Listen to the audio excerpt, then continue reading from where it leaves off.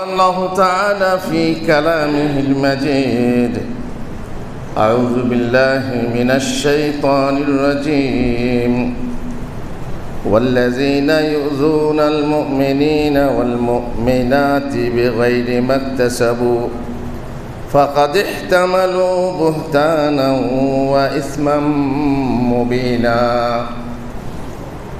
জুমার দিনে উপস্থিত মুসলিম রাত্রিবৃন্দ, যাবতীয় প্রশংসা আল্লাহর জন্য। শত সহস্র দরুদ ও সালাম বর্ষিত হোক বিশ্বনবী মুহাম্মদুর রাসূলুল্লাহ সাল্লাল্লাহু আলাইহি ওয়াসাল্লামের উপর। আমরা মুসলমান, ইসলাম আল্লাহর একমাত্র ধর্ম পৃথিবীর বুকে, যার মাধ্যমে পরীক্ষা করে যাচাই বাছাই করে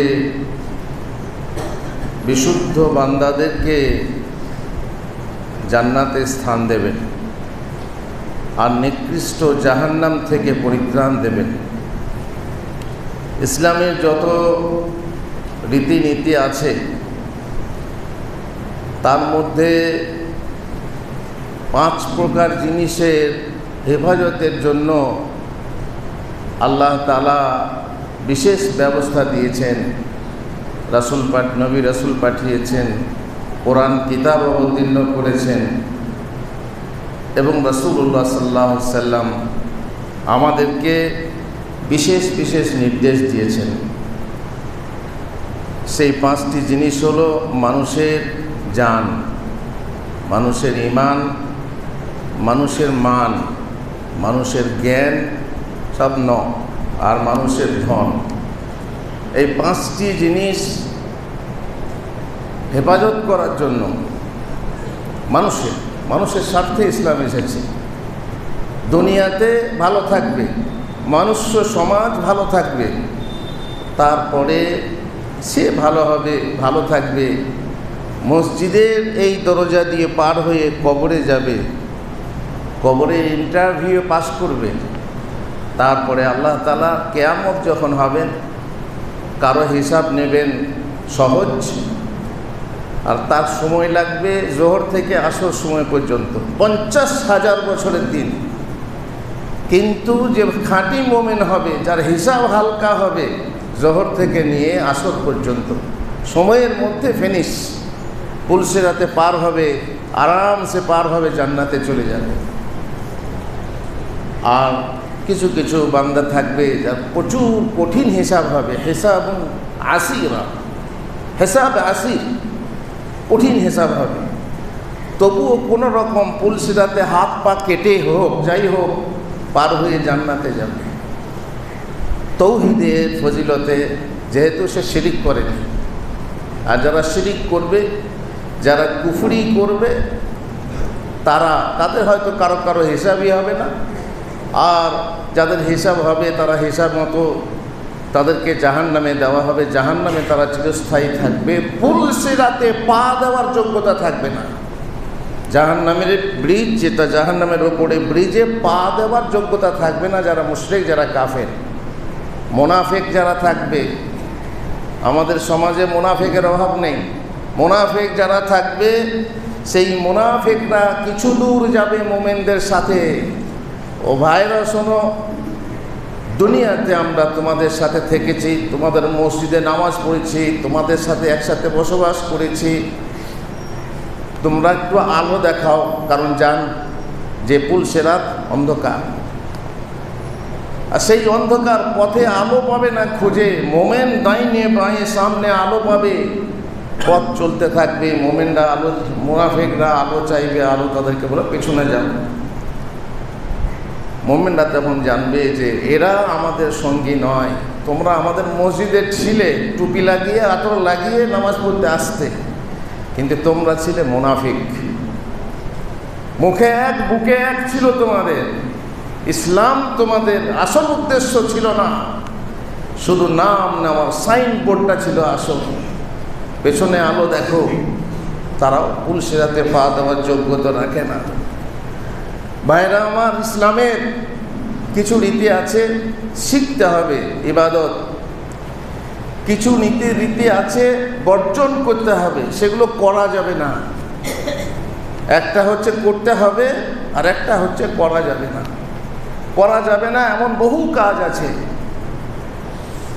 তার মধ্যে একটা কাজ যেটা সাধারণত মুনাফিকদের কাজ, করা যাবে না, সেটা হচ্ছে অপরকে অপবাদ দেওয়া, মিথ্যা কলঙ্ক দেওয়া, মিথ্যা বদনাম ছড়ানো।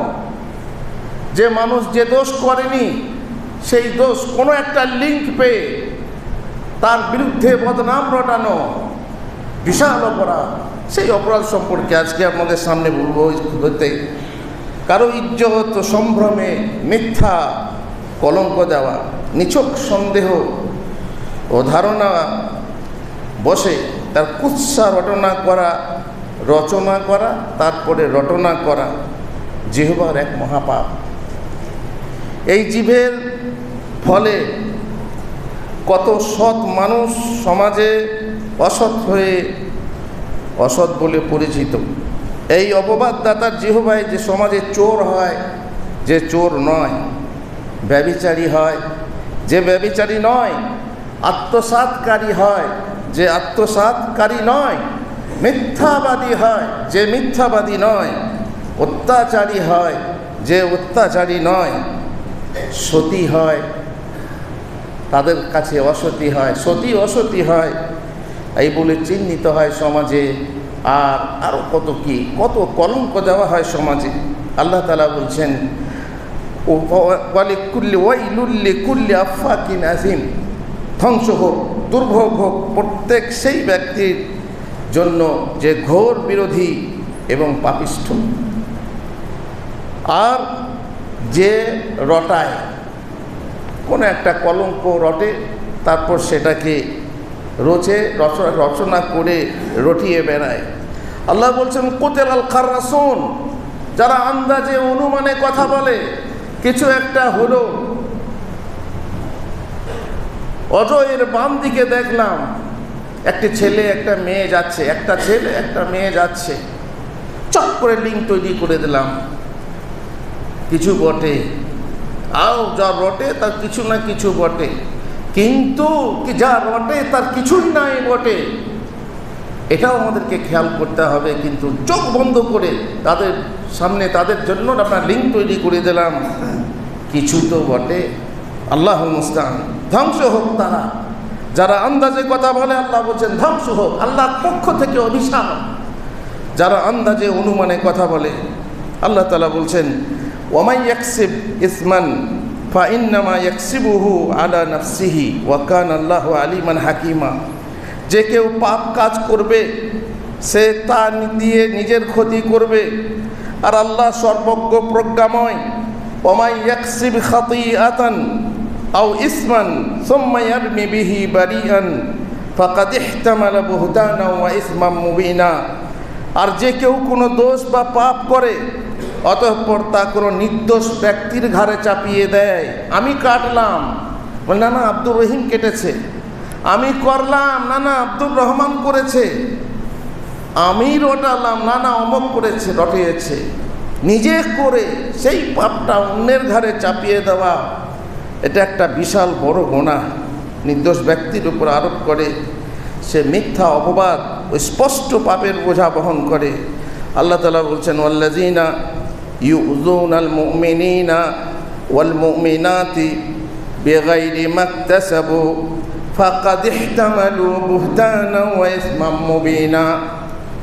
যারা বিনা অপরাধে মুমিন নারী ও পুরুষকে কষ্ট দেয় তারা মিথ্যা অপবাদ এবং স্পষ্ট অপরাধের বোঝা বহন করে। আল্লাহ বলছেন, ইন্নাল্লাযীনা ইয়ারমুনাল মুহসানাতিল গাফিলাতিল মুমিনাত লুইনু ফিদ দুনিয়া ওয়াল আখিরাহ ওয়া লাহুম আযাবুন আযীম। আল্লাহ পাক যারা বলছেন, যারা সাধ্যী সতী নিরীহ মুমিন নারীদের প্রতি মিথ্যা কলঙ্ক আরোপ করে তারা ইহলোক ও পরলোকে অভিশপ্ত এবং তাদের জন্য রয়েছে মহাশাস্তি।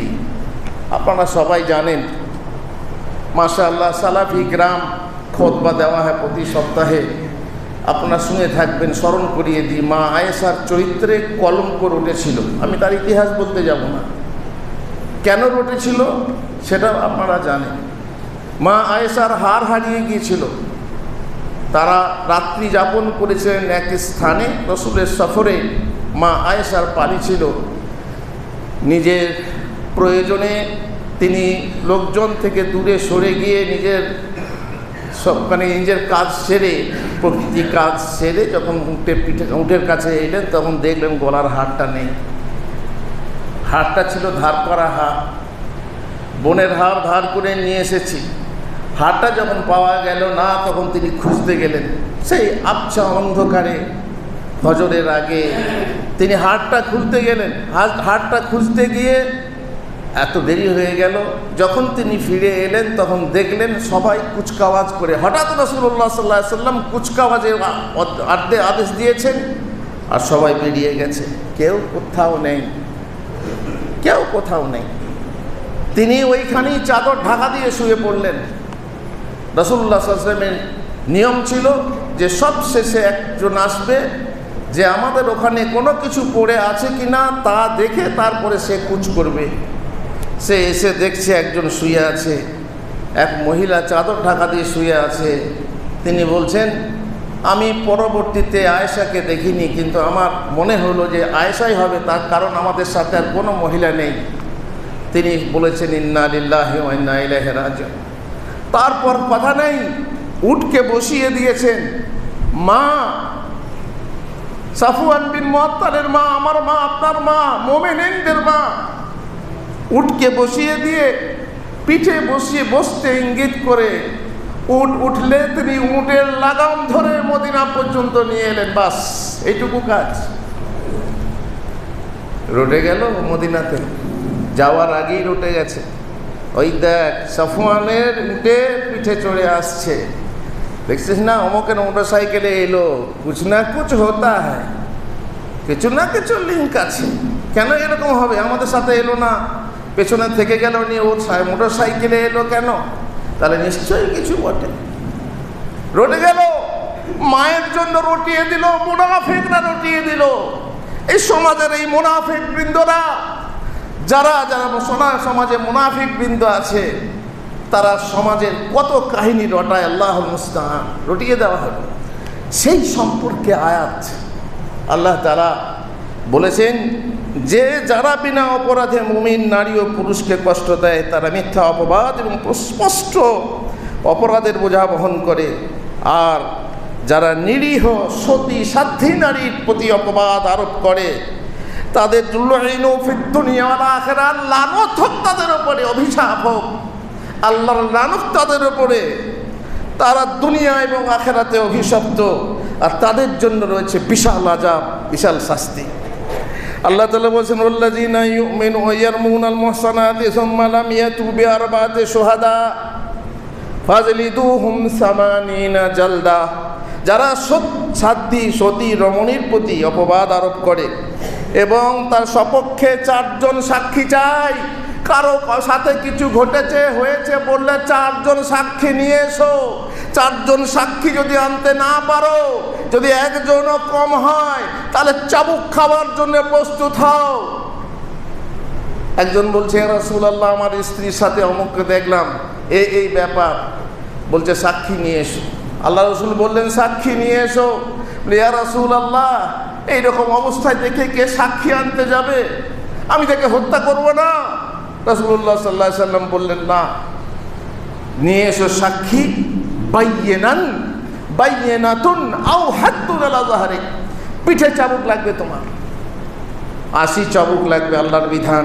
যারা এইভাবে অপবাদ দেয় এবং সপক্ষে 4 জন সাক্ষী উপস্থিত করে না, তাদেরকে 80 বার কষাঘাত করো এবং কখনো তাদের সাক্ষ্য গ্রহণ করো না, এরাই সত্যত্যাগী। রাসূলুল্লাহ সাল্লাল্লাহু আলাইহি ওয়াসাল্লাম বলছেন, ইজতানিবুস সাবআল মুবিকাত, 7টি ধ্বংসকারী জিনিস থেকে, কাজ থেকে, কর্ম থেকে তোমরা দূরে থাকো। তার একটা হচ্ছে উদাসীনা সতী নারীদের প্রতি মিথ্যা অপবাদ আরোপ করা থেকে তোমরা দূরে থাকো। এটা হচ্ছে সর্বনাশী কাজ। যারা কাউকে মিথ্যা অপবাদ দেয় তাদের জন্য পৃথিবীতেই 80 চাবুক শাস্তি নির্ধারিত করা হয়েছে আল্লাহর পক্ষ থেকে। কিন্তু কোনো কারণবশত যদি দুনিয়ার শাস্তি থেকে বেঁচে যায়, যেহেতু দেশে সে আইন নেই, ইসলামী আইন নেই, এই জন্যই তো অপরাধীরা বুক ফুলিয়ে ঘুরে বেড়াচ্ছে। অপরাধী প্রমাণিত হওয়া সত্ত্বেও সমাজে আমরা জানি অপরাধীকে, তা সত্ত্বেও আমরা শাস্তি দিতে পারছি না, কারণ আমাদের হাতে আইন নেই। যদি বেঁচে যায় কিয়ামতের দিনে বাঁচবে না, যখন তাকে মরতে হবে, মরবেই, এটা সত্য, কিন্তু মরণের পরে কি ঘটবে সেটাকে হয়তো অসত্য মনে করছো, কিন্তু এটা ঘটবেই। রাসূলুল্লাহ সাল্লাল্লাহু আলাইহি ওয়াসাল্লাম বলছেন, মান কাযাফা মামলুকাহু বিজিনা ইউকামুল হাদ্দু ইয়াউমাল কিয়ামাতি ইল্লা আন ইয়াকুনা কামা কাল।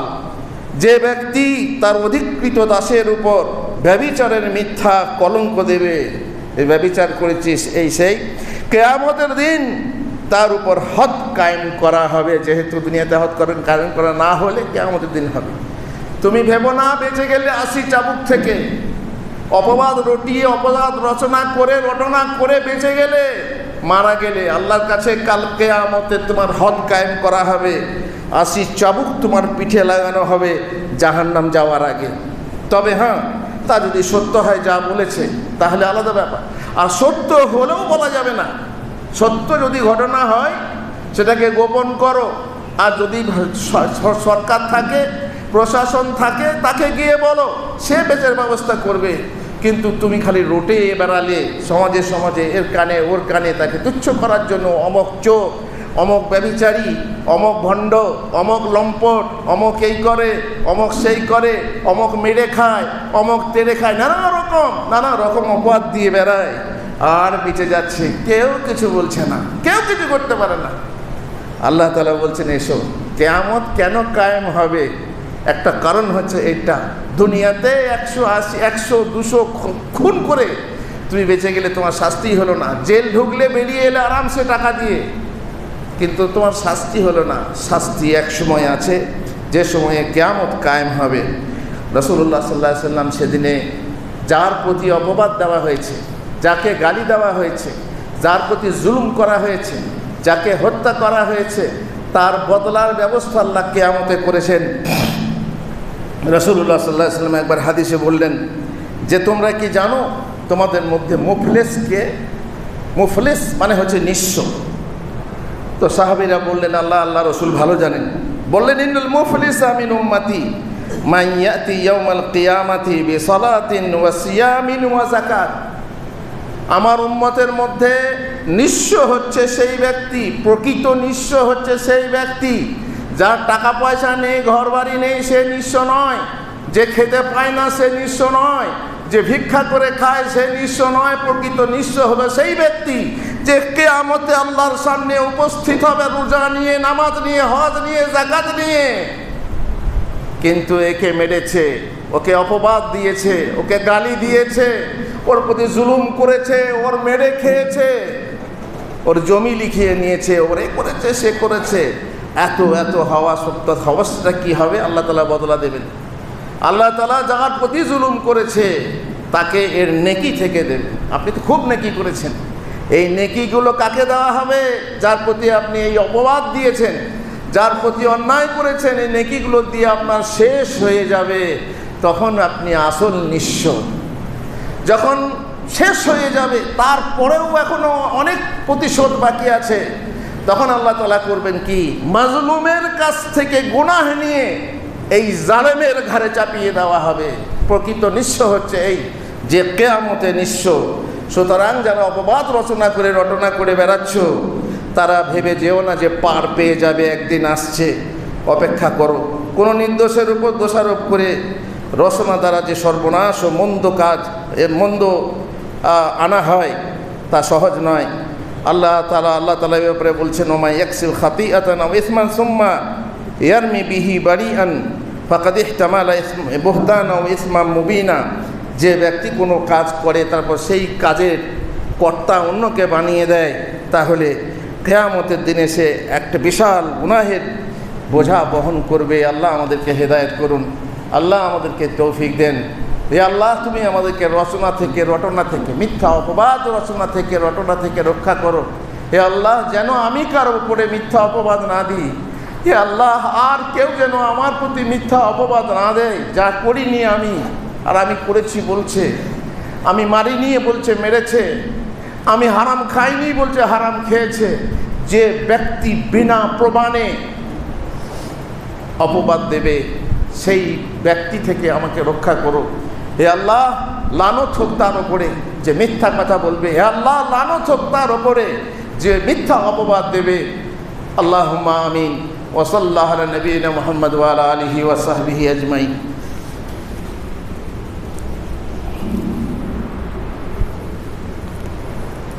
আলহামদুলিল্লাহ রাব্বিল আলামিন ওয়াসসালাতু ওয়াসসালামু আলা রাসূলিহিল কারীম ওয়া আলা আলিহি ওয়া সাহবিহি আজমাইন। বলছিলাম যে মিথ্যা অপবাদ দেওয়া কত বড় গুনাহ, সে কথা রাসূলুল্লাহ সাল্লাল্লাহু আলাইহি ওয়াসাল্লামের একটি হাদিস শুনুন, ভয়ানক হাদিস। তিনি বলছেন, ওমান কালা ফি মুমিনিন মা লাইসা ফিহি হুবিসা ফি রাদগাতিল খাবালি হাত্তা ইয়াখরুজা মিম্মা কাল। যে ব্যক্তি কোনো মুমিন সম্পর্কে এমন দোষ উল্লেখ করে, যা উল্লেখ করে বলে যা তার মধ্যে নেই, এমন দোষ তার মধ্যে বলল যে দোষ তার মধ্যে নেই, সে আসলে নির্দোষ, অথচ বলল, সেই ব্যক্তিকে আল্লাহ তাআলা জাহান্নামীদের রক্ত পুঁজে বাস করতে দেবেন। নালাতে, এক নর্দমাতে বাস করতে দেবেন। জি, সেই নর্দমাটা কিসের? পায়খানার নয়, পেশাবেরও নয়। জাহান্নামীদের রক্ত পুঁজ, তার দেহ থেকে রক্ত ঝরবে এবং পুঁজ ঝরবে, তার জন্যে নর্দমা আছে জাহান্নামে। সেই নর্দমার মাঝে তাকে বাস করতে দেওয়া হবে, তাও জাহান্নামীদের নর্দমা, যে পর্যন্ত সে যা বলেছে তা থেকে বের না হয়ে আসে। সে তওবা না করলে, সে যদি তার কাছে ক্ষমা না চায়, সে যদি এটা প্রমাণ না করতে পারে, আর কিয়ামতে পৌঁছে গেলে আর সে সেটা করতে পারবে না। দুনিয়ার বুকে করতে হবে। দুনিয়ার বুকে তুমি যদি চাও বাঁচতে, তাহলে যাও তার কাছে ক্ষমা চাও, ভাই তোমার নামে আমি মিথ্যা বলেছি, তুমি আমাকে ক্ষমা করো, তবেই তুমি বাঁচতে পারবে। তওবা করতে হবে। তওবা 6টা শর্ত আছে। এই তওবা 6টা শর্তের মধ্যে একটা শর্ত হচ্ছে কঠিন, যে প্রত্যেককে তার হক ফিরিয়ে দিতে হবে। তুমি মেরে খেয়েছো, তুমি যৌতুক নিয়েছো, তুমি বোনকে ঠকিয়েছো, তুমি ভাইকে ঠকিয়েছো, জমি জায়গা নিজে দখল করেছো, পরের জমি দখল করে চাষ করে খাচ্ছো। যে প্রত্যেকটা জুলুম, এই জুলুম থেকে যদি দুনিয়ার বুকে পরিষ্কার না হয়ে যাও, ক্লিয়ার না হয়ে যাও, তাহলে কিয়ামতের দিনে তুমি অপেক্ষা করো। ওই যদি তুমি অপবাদ দিয়ে থাকো কাউকে, তাহলে অপেক্ষা করো, তুমি ওই নদীতে বা ওই নর্দমাতে বাস করবে যেখানে জাহান্নামীদের রক্ত পুঁজ বয়ে যাচ্ছে। আরেকটি হাদিসে রাসূলুল্লাহ সাল্লাল্লাহু আলাইহি ওয়াসাল্লাম বলেছেন, ওমান রামা মুসলিমান বিশাইইন ইউরিদু শাইনা। তাহলে যে ব্যক্তি মুসলমান সম্পর্কে এমন কথা বলবে যা শুধু অপবাদ দেওয়া উদ্দেশ্যে, আল্লাহ তাকে পুলসিরাতে আটকে রাখবেন যতক্ষণ পর্যন্ত সে বলেছে তা থেকে বের না হয়। পুলসিরাতে আটকে রাখবেন। পুলসিরাত জাহান্নামের উপরে ব্রিজ, একটু আগেই বলছিলাম, শেষকালে কান্তারা বলা হয়, কান্তারা পুলসিরাতেরই একটি অংশ, অথবা আলাদা একটা ব্রিজ, মহা ব্রিজের পরে ছোট ব্রিজ, সেই কান্তারাতে তাকে আটকে রেখে বলা হবে, তুমি অমুকের জন্য এটা বলেছিলে, সেটা প্রমাণ করো, কিংবা সেখান থেকে তুমি বের হও। জান্নাতে প্রবেশ করতে হলে একেবারে পবিত্র পরিচ্ছন্ন অবস্থায় জান্নাতে যাবে। তোমার মধ্যে যেন, তোমার হৃদয়ের ভিতরে যেন কোনো নোংরামি না থাকে, তোমার হৃদয়ের ভিতরে যেন কোনো রকম অপবিত্রতা, অপরিচ্ছন্নতা না থাকে। তাকে ওই পুলসিরাতের উপরে আটকে রাখা হবে, কান্তারার ওপরে, যে পর্যন্ত না সে বলেছে তা থেকে বের হয়ে আসে। এক মুসলিমের নিকট অপর মুসলিমের ইজ্জত সম্ভ্রম অতি মর্যাদাপূর্ণ, কোনো প্রকার সেই মর্যাদার হানি করা তার জন্য হারাম। সুতরাং মুসলমানদের কোনো আলেমকে যদি কেউ বেইজ্জত করে, সাধারণ মানুষ কথা বাদ দাও, আলেমকে অপবাদ লাগাচ্ছে, আলেমকে বেইজ্জত করছে, তার মান সম্মান লুটে নিচ্ছে, কিন্তু কত মানুষ আছে যারা চায় যে দিনদার পরিবেশে বদনাম হোক, পরেশগার ও মুসলিমের বাড়িতে অশ্লীলতা আসুক, হাজি ঘরে পাপ ঢুকে যাক, আলেম ঘরে পাপ ঢুকে যাক, ভারী মতলচ করে কথা বলে, লচলচ করে কথা বলে, নিজের ঘর সামালতে পারে না, একটা খোঁজ পেলেই হলো হাজি ঘরে পাপ ঢুকিয়ে দাও আর মৌলবি ঘরে পাপ ঢুকিয়ে দাও। এরা বড় বড় কথা বলে, লম্বা লম্বা কথা বলে। তাহলে শুনে নাও তোমাদের জন্য আল্লাহর ঘোষণা, ইন্নাল্লাযীনা ইউহিব্বুনা আন তাশিআল ফাহিশাতু ফিল্লাযীনা আমানু, যারা চায়, পছন্দ করে যে মুমিনদের মাঝে অশ্লীলতা ছড়িয়ে পড়ুক, তাদের জন্য রয়েছে ইহলোকে ও পরলোকে মর্মন্তুদ শাস্তি, কঠিন শাস্তি। আল্লাহ জানেন, তোমরা জানো না। এসব ব্যাপার আল্লাহ ভালো জানেন। আমাদের মাঝে কারা কাকে বেইজ্জত করছে, আলেমকে অসম্মান করছে, গ্রামে গ্রামে ইমাম সাহেবকে বেইজ্জতি করা হচ্ছে। জি, এমন লোক যার হয়তো সামাজিক প্রতিষ্ঠা আছে, পার্টিগত কোনো পাওয়ার আছে, এসে ইমাম সাহেবকে এমন অপমান করছে, আপনি শুনে অবাক যাবেন কতভাবে অপমান করা হচ্ছে তাকে। ঝাড় দিতে দিতে কোনো জায়গায় বালি থেকে গেছে, থাকতেই পারে। ও ইমাম সাহেব, এখানে বালি কেন? বলে থেকে গেছে ভাই কোনো রকম। বলছে ভালো করে করতে পারেন না, বসে বসে ভাত মারছেন, কি করেন কি আপনি? বলে তাকে অপমান করছে। তাকে মাথা কিনে রেখেছ, তা কিছু বেতন দাও, সে তোমার মসজিদ চালাবে, ঝাড়ু দেবে, সব কিছু করবে। কিন্তু বাই চান্স যদি ত্রুটি হয়ে যায়, হতভাগা মানুষ তাকে বেইজ্জত করতে ছাড়ে না, অপমানিত করতে ছাড়ে না, অথচ তার পেছনে নামাজ পড়বে। আরে ইমাম মানে কি? যে সামনে থাকবে সেই ইমাম। কিন্তু দুঃখের বিষয়, ইমাম হচ্ছে শুধু মসজিদের সামনে থাকবে, আর মসজিদের বাইরে গেলে সব থেকে পিছনে। ইমাম সাহেবদের কথা মতো চলবে লোকেরা, তা নয়, বরং লোকেদের কথা মতো ইমাম সাহেবকে চলতে হবে। চিন্তা করে দেখো কি সমস্যা সমাজে চলছে। যা রটে তার কিছু নয় কিছু বটে, কিন্তু যা রটে তার কিছুই নয় বটে। বিনা প্রমাণে কেউ রচনা করে, কেউ রটনা। অনেকে অন্যের উপর অনুমান করে এবং কাক আর কোকিলকে একাকার মনে করে। অনেকে আছে যে নিজে যা করে অপরকে তাই ভাবে, নিজে অপরাধী তো অপরকে অপরাধী ভাবে। রাখাল একজন পুকুরে সে সাঁতার কাটছিল, সাঁতার কাটতে কাটতে চুপ করে দাঁড়িয়ে গেল। পাড়ে একজন ছিল রাখাল, সে বলছে, এই তুই দাঁড়িয়ে গেলি কেন? বলতে কি আমি জানি। তুই কী করে জানলি? তুই কি জানিস? বলছি তুই পেশাব করছিস না। বলছি কী করে জানলি? বলছে আমিও পেশাব করি, আমিও মুতি। তুমি অনুমান করছো, তুমি যা করো তার ফলে নিজেরও নাড়ি ধরে পড়ার চিকিৎসা করছো আর অপবাদ লাগাচ্ছ। আর কাক আর কোকিলকে অমুক জনা করে, অতএব অমুক জনা করবে। অমুক জনের নাম আব্দুর রহিম, অমুক জনের নাম আব্দুর রহিম। আব্দুর রহিম যখন করেছে, ও আব্দুর রহিমে করবে। এই যে সমাজের একটা বিচার, নির্বিচার, এইভাবে অবিচার, ব্যভিচার কত রকম চলছে সমাজের মধ্যে। আর কুসঙ্গে কলঙ্ক রটে। অবশ্যই কুসঙ্গে যেতে নেই, মানুষদেরকে কুসঙ্গে গেলে তাদের উপরে রটবেই। আর জানেন তো যে কুসঙ্গে কলঙ্ক রটে, যে দেখে সেই টোকে। সুঁড়ির হাতে দুধ ভরা ভার, মদ ভাবে তাও লোকে। যখন আপনি সুঁড়ি একজন মাতাল যদি দুধ নিয়ে যায়, লোকে ভাবে দেখ মদ নিয়ে চলল, স্বাভাবিক। আন্দাজে কথা বলে। কোতলাল খাররাসুন, যারা আন্দাজে অনুমানে কথা বলে তারা ধ্বংস হোক। অনেকে নিজের উপর অনুমান করে।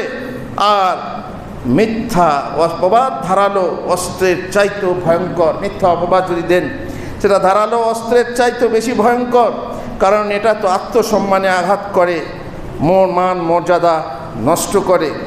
আর অপবাদ হিংসুটে লোকে রচনা করে, আহাম্মক লোকেরা রচনা করে, আর বেউকুফ লোকেরা বিশ্বাস করে। বিশ্বাস করার লোক আছে, হ্যাঁ হবে যে, বটে যে, আমিও দেখেছি একদিন। যাকে বলছে সে কোরআনে আছে যে যখন তুমি মোমেনদের ব্যাপারে কোনো কথা শুনবে, তখন খবরদার বিশ্বাস করো না, মোমেনদের ব্যাপারে বিশ্বাস করো না। কি জানি ভাই, হতে পারে, আল্লাহ ভালো জানে। কেটে যাও তা নয়, জড়িয়ে যাচ্ছি। হ্যাঁ হবে যে, বটে যে, আমিও একদিন দেখেছি। ঘোড়ার ডিম দেখেছো তুমি, তার সাথে সে সহযোগিতা করে এবং সেই সহমত পোষণ করে আবার সে রটতে থাকে। মুসলিমদের এই মাসের জুলহজ মাসের 10 তারিখ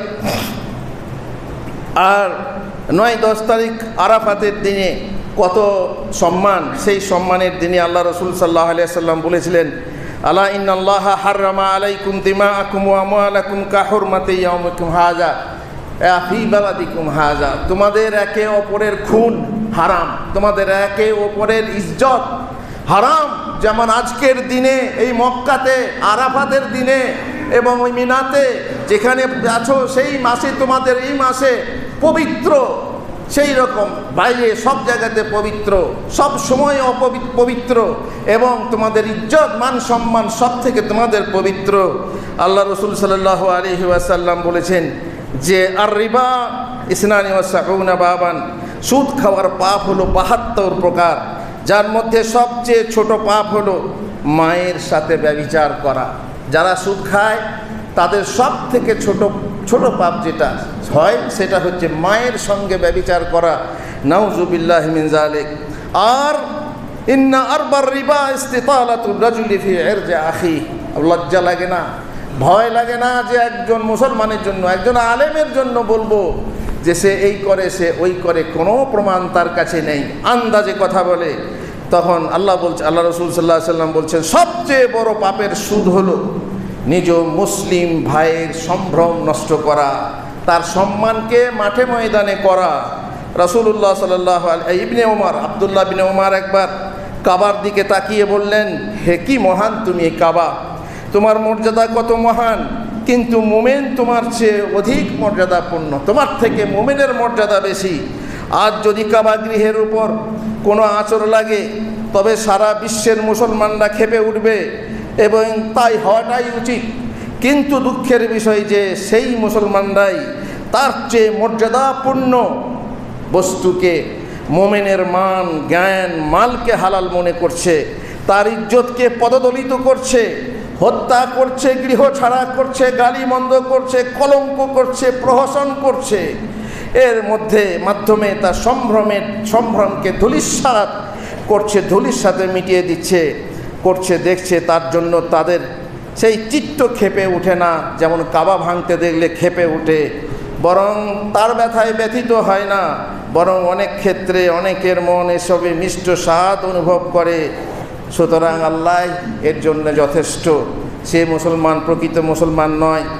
মাল মুসলিমু মান সালিমাল মুসলিমুনা মিন লিসানিহি ওয়া ইয়াদিহি।